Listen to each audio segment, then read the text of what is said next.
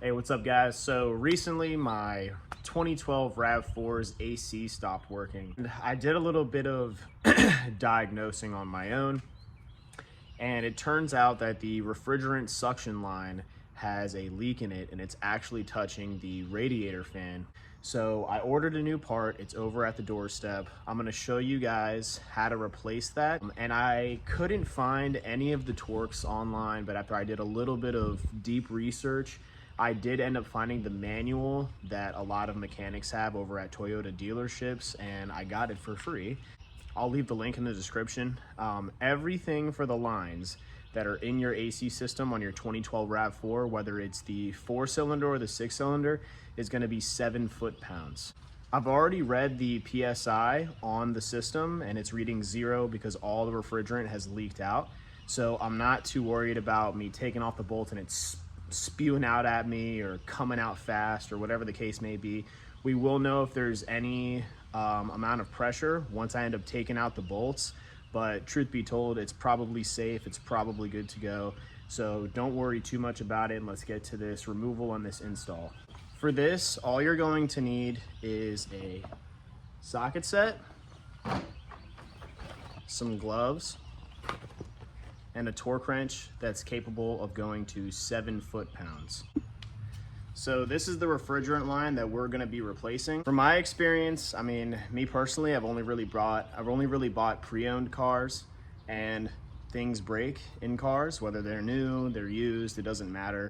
Every time I've ever used the synthetic refrigerant, which is R134 alpha, it should be fine. I haven't had any problems with new parts or anything like that messing up on me because I decided to fill it up on my own.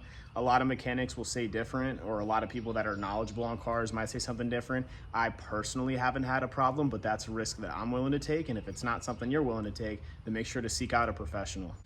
So now we're over at the RAV4 with the new piece, and I'm gonna show you guys what the piece looks like and where you'll be able to find it in case you're having this problem. So the top bolt's gonna be right there. Let's see if we can focus it. Top bolt's gonna be right there, and if you look under, you'll find the other bolt right here. It's kind of a tight fit, but you can get under the car maybe and finagle it if you want. I'm just gonna go ahead and just take it out and wiggle in a socket setup in there. Let's see if it's all the way down here.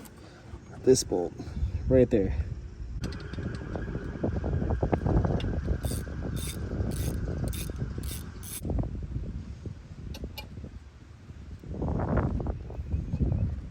Fitting my bigger socket setup in was probably the best course of action with an extension, just so I could do everything from outside.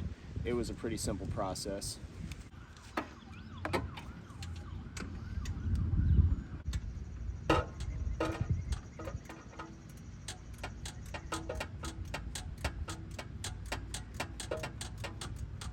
All right, I got the second bolt out. It's a really tight fit. Once I got it loose enough with my 10mm, I just kept my fingers on the 10mm and twisted it like this. There's not a whole lot of torque. So I got both bolts out. I'm about to pull out the old suction hose. So we got it out and it's severely damaged. I don't know if you can see that or not, but it's really damaged and the gasket is broken. So this is probably, so y'all can see right here, the gasket's broken. The back is broken. At least we got a new one, but that's unsat. That's not good to go. As you can see, these are exact replacements. So this one's going in now. This one's going in the fucking trash.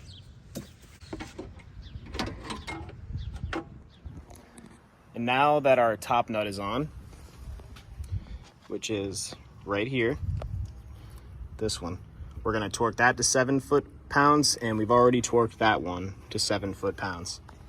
Okay, now that we've torqued the nut and the bolt, we're going to go to our low side over here. So where I'm pulling this cap off, we're gonna take our refrigerant right here, and we're about to see if there's any leaks in here. Pull this back, just like this, pop it on. So now it's reading 0 PSI because there's no pressure in the system. we're gonna bring it to 33 PSI. It's at 33 PSI now. AC's blowing nice and cold. I hope this helps some of you guys out.